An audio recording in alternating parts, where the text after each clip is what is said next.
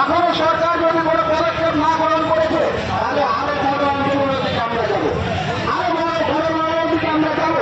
ফলে আমি আমার আলোচনা না বাড়িয়ে আপনাদের কাছে আবেদন করতে চাই, এলাকার মানুষের কাছে আবেদন করতে চাই, পরিস্থিতি আপনারা বুঝেন। তারা এটি পর্যন্ত কেন্দ্র পর্যন্ত বাহাদুর পর্যন্ত যাচ্ছেন, তারা বুঝেন এই রাস্তার যে অবস্থা আছে শুধুমাত্র সিপিএমের লোক চলাচল করে, এখানে কি সিপিএম যায়? রামঘর গ্রাম থেকে 10 জন হোক 20 জন হোক সব মেম্বার প্রধান সব রাজনৈতিক দলের 2 জন করে প্রতিনিধি। আমি আমাদের সভার কাজ শুরু করব। এই সভায় সভাপতিত্ব করার জন্য আমি আমাদের ব্লকের আন্দোলনের অন্যতম নেতা মতিউর শেখের নাম প্রস্তাব এই দলের স্লোগান চলে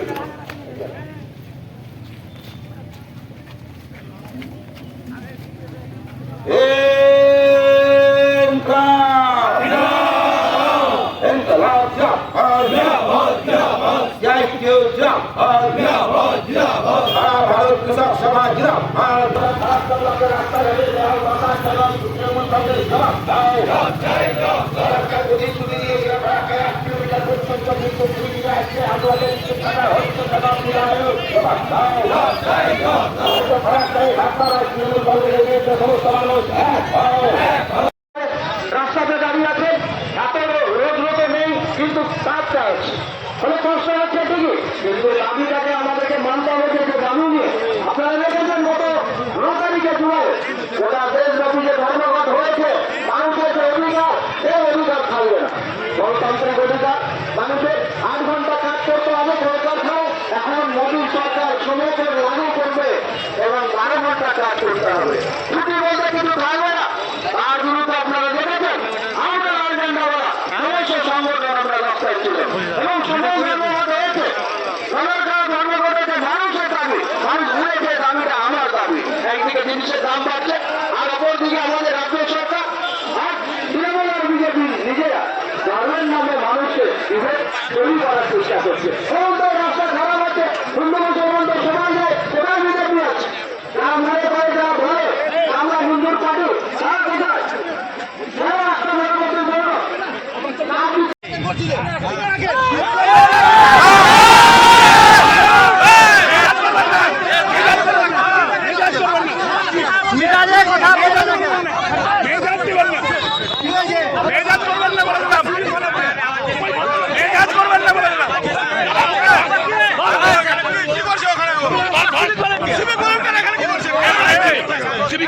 আমি আপনাদের কথা বলি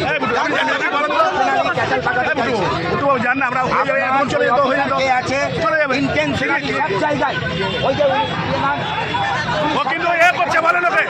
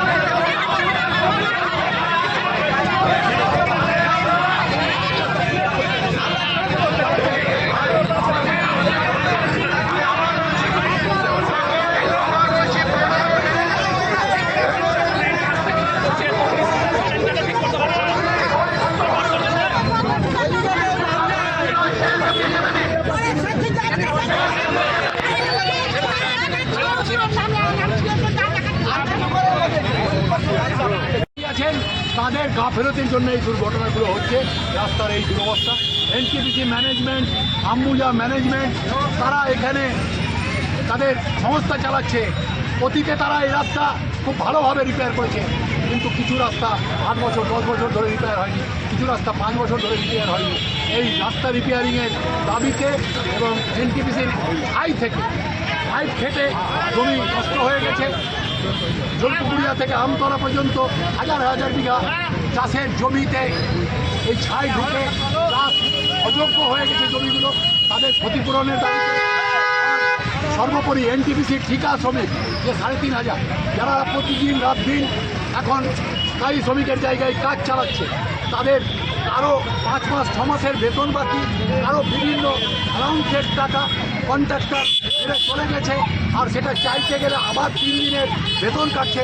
এই যে ঠিকা শ্রমিকদের উপর অত্যাচার চলছে এনটিপিসিতে, তার প্রতিবাদে আমরা একদিকে শ্রমিকের স্বার্থে, একদিকে কৃষকের স্বার্থে ফারাক্কার আপামর জনগণের যে দুর্ভোগ, বিশেষ করে হিলার ক্যান্ডেলের পশ্চিম পাড়ের জনগণের যে দুর্ভোগ, তাকে নিয়ে আজকের বিক্ষোভ।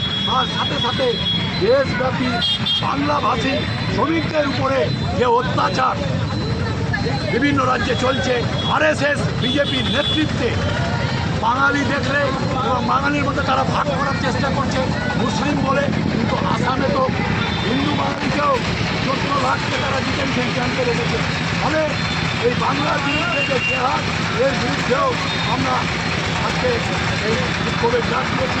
যেগুলো বন্ধ করতে হবে, রাজ্য সরকার কেন্দ্র সরকারকে অবিলম্বে আলোচনা করে ভারত গণতান্ত্রিক দেশ, এই দেশে এগুলো চলবে না, এটা বন্ধ করতে হবে।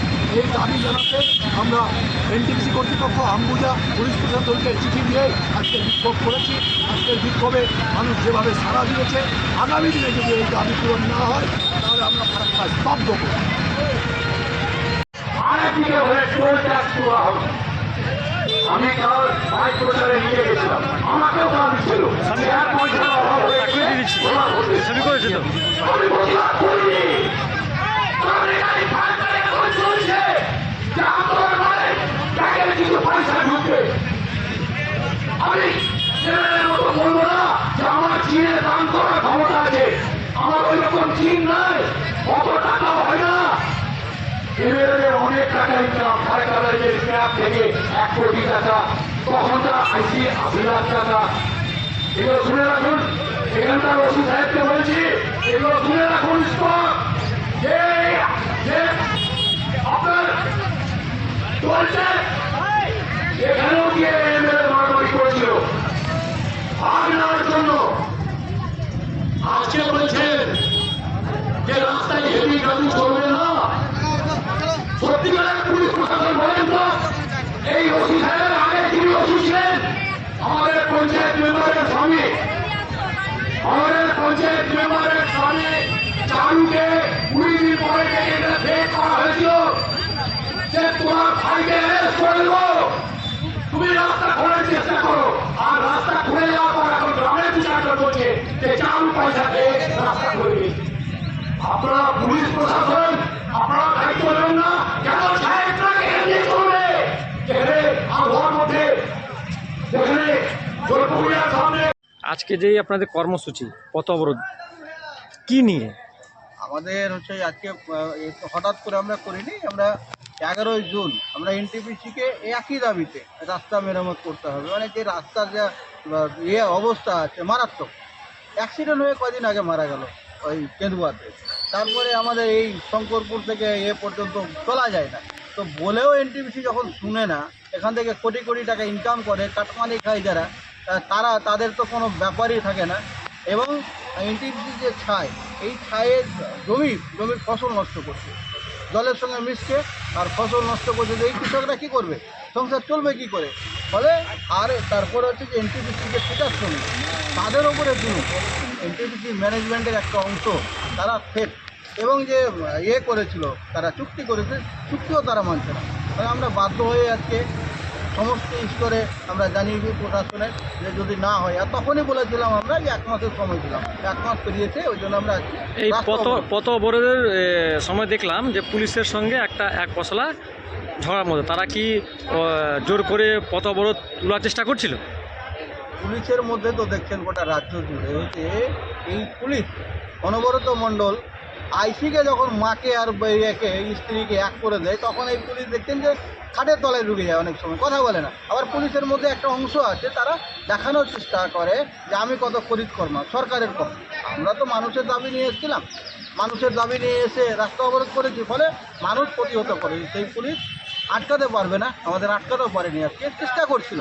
ফলে আমরা আমাদের যারা কর্মী সমর্থক এবং সাধারণ মানুষ যারা, তারাও প্রতিবাদ করেছে যে এই যে অবরোধ একদম সঠিক দাবিতে অবরোধ আছে। ফলে আপনার কি আছে এখানে, আপনিও তো এই রাস্তা দিয়ে আসছেন, তখনও পালায়। মানে এটা থেকে বোঝা যায় যে পুলিশ প্রশাসন সবসময় সরকারের হয়ে কাজ করছে। পুলিশ আর প্রশাসনের একটা অংশ, পুলিশ প্রশাসনের একটা অংশ, সব পুলিশ খারাপ আমরা বলবো না। আর পুলিশের কাজ তো আছে যে যা ওদের কাজ আছে, দায়িত্ব সেটা করবে, কিন্তু একটা অংশের পুলিশ আছে দেখানোর চেষ্টা করছে যে আমি কত করিতকর্মা, সরকার যা বলছে আমরা সেটাই করছি, এইটা দেখানোর চেষ্টা করছে। এবং তাকায় না, ওরা পেছন দিকে তাকাক না। এই যে সরকার পুলিশের ওপরে, সরকার অর্থাৎ শাসক দলের তৃণমূল কংগ্রেসের যারা নেতৃত্ব আছে কী ভাষায় কথা বলছে দেখলেন তো অনবরত মণ্ডলকে। তা আইসির বিরুদ্ধে কী কথা বললো, বলে সব পুলিশ এখন পুলিশ প্রশাসনের একটা অংশ আছে, তারাও ভাবছে, তারাও দেখছে, আর একটা অংশ তো থাকবেই, বাচ্চাটা যারা আছে তারা সেই কাজ করবে। ফলে এটা মানুষই আজকে প্রতিহত করেছে। আমাদের যারা ছিলেন তারা সাধারণ মানুষও এসেছিল যে না আমাদের দাবি নিয়ে তো অবরোধ আছে, আপনার কী বকার আছে, আপনি ভালো করেন, তখনও পালায়। ধন্যবাদ।